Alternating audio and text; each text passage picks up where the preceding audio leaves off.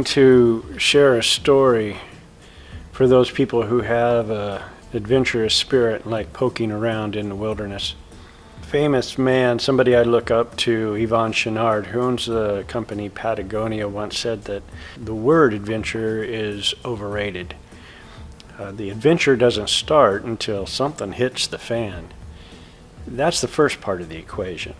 The second part of it is, are you prepared for when it does hit the fan? This is an example of how a simple walk in the park can go seriously wrong. Well, I had been bragging about one of my favorite places to explore, southern Utah, to some friends. Shortly thereafter, we found ourselves up on the mesa.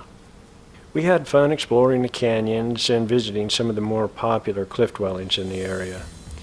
And then I had plans of going to a little different destination that was off the beaten path.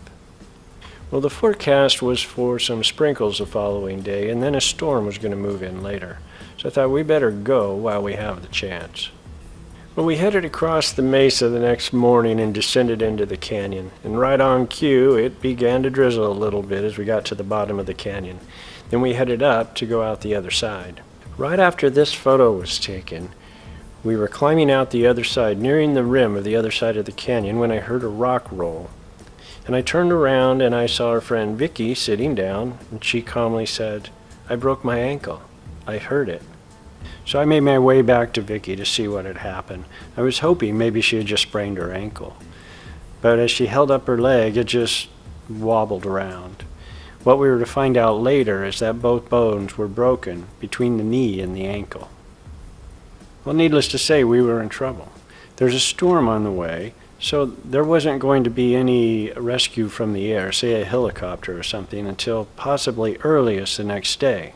And we wouldn't get out until the middle of the night, even to get help if we could get it.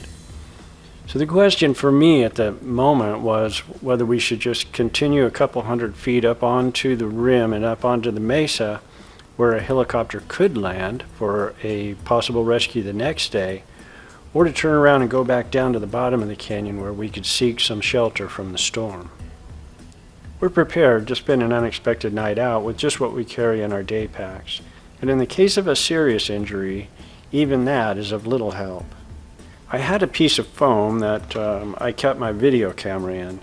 And so we took that and wrapped it around her leg and put some straps around it to help support and immobilize her leg.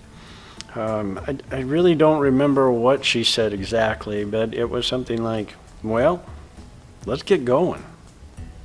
So off she went, crawling down into the bottom of the canyon. And I thought for sure that she would fizzle out, that she would just wear out. I mean, I can't imagine the pain that she was enduring. But what was odd is not only did she keep going, for the most part, she wore a smile for the rest of the day. Well, as you can imagine, the trip out was really difficult. Vickie had worn, even though she was wearing gloves, had worn her hands raw, and her backside was raw as well. It was just, to endure that kind of pain for that length of time. And then when we got to the car, it started pouring. I mean, it was raining like crazy. So now we have to drive out this four-wheel drive road that is more than just slippery when wet. We nearly got stuck a few times. I've spent a lot of time out in the wilderness and had my share of near misses and humps and bumps along the way. This simple day hike could have turned into a life-threatening situation very quickly. I was reminded once again to look well to each step and be prepared. Well, today Vickie is doing well, and we still see her, and I still affectionately call her Scooter. Until next time. Hope my hair was okay.